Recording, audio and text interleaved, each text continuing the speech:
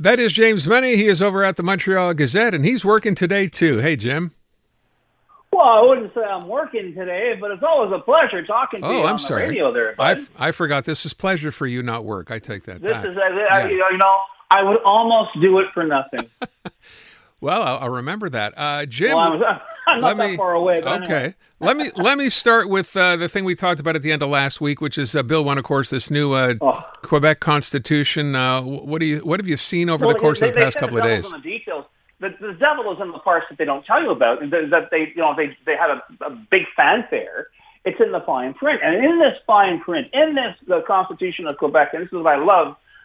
They basically say that Quebec will not be bound by any treaty signed by Canada if that treaty intrudes on what Quebec perceives as being its field of competence, its jurisdiction. In other words, here's another example. As I say, Quebec nationalists is nothing more than a separatist too chicken to hold a referendum, saying, you know what, we're not our own country. Yeah, we'll be part of Canada, but we will not be party to anything that you do internationally. We'll sign our own treaties, thank you very much. We'll be affecting our own interests when it comes to negotiating, I guess, with the rest of the world, which is kind of interesting to say right now, given that there's one part of the world right now that's got his hands around Canada's throat. Oh, by the way, Quebec's throat as well. His name is Donald Trump. Now, if there's a suggestion on the part of this, or an implicit suggestion, that, Quebec would be better off on its own dealing with Donald Trump, think again, my friends, unless, of course, you want to take a crash course in English forever right quick. But here we are. You have to ask yourself, what is this? Are they rolling the dice again? I know they have been running the table with the likes of Pierre Poilievre and Justin Trudeau, who would literally let Quebec do anything, lest it affect their popularity or their potential seat count in the province. The fact is, I can't think of a federal politician, Aaron, who treated Quebec separatists with more contempt and disdain than Pierre Elliott Trudeau. When he was prime minister, go back and look at the archives. Quebec was read from one end to the other. It had zero effect. In fact, Quebec was considered a huge liberal stronghold, even at the height of the clash between federalism and separatism. So, this false narrative that's been created that, you've got to walk on eggshells around Quebec because it's going to happen, is, as far as I'm concerned, it's a total load of crap. And I think it's high time. I hope someone has got Mark Carney's ear to say, listen, you know what, enough of this now.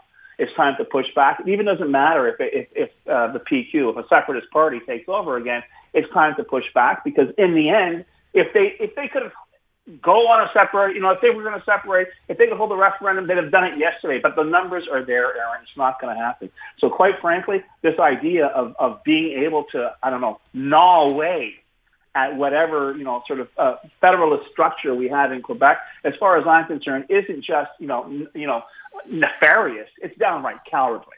So, but, Jim, the thing here is it's going to get talked about and debated in the National Assembly on and on and on and on. And at the end of it all, nothing really changes, right? They have the majority to pass this thing if they want to. Do you actually think they listen? No, they're not going to have to listen. But what they can't stop is the opposition. And it's this unanimity that we're seeing from the opposition saying this is nothing more than a cynical piece of, political survival mode, trying to make yourselves relevant, even though you're increasingly unpopular. You may be wiped off the map in the next election, but right now, with this ridiculous majority, and as I said on the show as well, they'll try to do anything they can to turn the boat around. But the fact is, it's too little, too late. And remember, this is a law. This is not a constitution per se. This is a law outlining a constitution, and one that can be revoked by the next government that comes into power. Okay. Again, this is something, I think we said this on Friday. I used the word performative, but it's not a surprise they're trying to do this, right? They've been teasing this for the longest time. You know what? It's not a surprise. Of course it's not a surprise. You and I have been talking about this in real terms, have been talking about this for years. Yeah. What makes me furious, Aaron, is they're doing this on our dime. And the fact is, and like everyone has been telling them, and from some quarters, perceived nationalist quarters, perceived sovereignist quarters, are turning around and basically telling Francois Legault and company, don't you guys really have anything better to do with your time right now than fuss around with this kind of performative nonsense? It really is, as I say, at once infuriating and embarrassing. By the way, I'll just repeat that word was futz. Futz, which is a great word for what they're doing.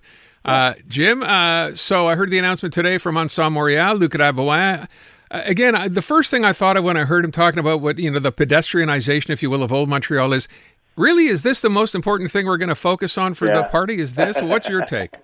Oh, well, I had the same reaction. I'm looking at, I kind of laughed out loud when I saw it, and it's like, okay, if the idea was to break away from the Projet Montreal stereotype in this campaign, you aren't exactly doing a great job. I know this was part of the branding. I know this was announced with great fanfare. But Aaron, apart from the whole idea of the effect on merchants and business owners, in fact, they did a poll 2 years ago about this whole idea, and 55% were opposed. And there's nothing to suggest that number has gone anywhere but up. But what I always found amazing is that in many cases, and not just Projet Montreal, but they're in power right now. The boneheaded decisions that come out of Montreal City Hall seem to be based on nothing more than a chat over somebody's desk in somebody's office. Because I worked at the Gazette when we were down on St. Antoine Street, which is kind of like the perceived northern frontier of Old Montreal. I spent a lot of time working and, how can I put it, enjoying the sights and sounds of Old Montreal. And I can tell you, Aaron, in this entire plan, it seems quite implicit. This is not going to be a seasonal thing. This is going to be for real. This is going to be, locked in. Does anybody at Projet Montreal know how damn cold it gets in Old Montreal in the middle of winter when the wind comes down St. Pierre, when the wind's coming off the river? Unless you've got those big, 18th century McCabe and Mrs. Miller fur coats to wear, you're not going to be able to walk around there. They'll be chipping you off a wall, But they don't think about that. They say, oh, look, it's going to be so nice. We're going back to the roots of what's, That was like, you used to have to hunt for your own food back in those days. So stop now, okay? Fair it's enough. Like it's 2025. By the way, listen. Yeah. Go ahead. They don't get it. It's like, how can you actually say this out loud with a straight face? So I have a couple of points here, and I heard the opposition. This is, of course, the answer you would have expected. Here we go again, deciding to do this without ever consulting any of the people who live in that area. And apparently this is supposed to be being done for them. And by the way, I would point out there are a lot of things in the Old Port on that side of de la Commune. How are you supposed to get to those if you can't take a car? Well, you can apparently they're going to leave Saint Laurent open so you can drive down to have access to the parking lots down there. But good luck with that. They say, oh, we'll let school buses in. Oh, we'll let tour buses in. And, of course, residents will be able to keep their cars. I don't think that's going to be a lot less easier said than done. Is it fair, though, to say, Jim, I mean, the opposition's criticism here that, before announcing something like this, how about you do a public consultation and actually see what people want? But the fact is, yes, that is true, Aaron, but we both know and our listeners know that at least with this administration, you can have all the public consultations you want. They're going to do whatever they want anyway. They're going to take the public consultation result, drop it through a paper shredder and say, this is what people want. This is what Montrealers want. And it's been pointed out on this very show that when Projet Montreal says that, what they're saying, in fact, is this is what our members want. Right. This is what our supporters want. Okay, and if you don't like it, vote us out. Jim, last thing, I just want to get your take on, I don't know if you had a chance to see the podcast where we had all three candidates there at the Siegel Center. What are you making of Craig Sauvé in terms of his chances here? I know the last poll says he's not that far behind Luc Rabouin. What do you think happens? Anything in the past week or so that's made you think, maybe he's got a better chance than we think? I have to tell you, and I mentioned this on air, and I'll repeat it, and I think I chose my words carefully. So listen, folks, yes, Craig Sauvé would like nothing better than to be mayor of Montreal and have Transition Montréal control city council. But I'll tell you, Aaron, deep in his heart of hearts, he is not going to be crying tears of blood if he wakes up on the morning of November 3rd as leader of the opposition, because I think that's where he might be headed, given the way this campaign is unfolding, and given the way he comes across. He does in French and English. He does come across. He's getting a little more exposure now as well, even though he was being shunned at the original debates. There is that left of center element in Montreal politics. The problem is, it tends to be all over the map, or gets turned into more bicycle paths, a stereotype that nobody wants to have. He does seem to have, some very passionate ideas. which I think City Hall could use, a bit of a fusion of passion anyway. But I think he's, keep your eye on him. And honestly, if he comes in third, I don't think it's going to be a distant third. James Mennie, over to Montreal Gazette. Thank you, Jim. Unmistakably Canadian. It's the music that raised you.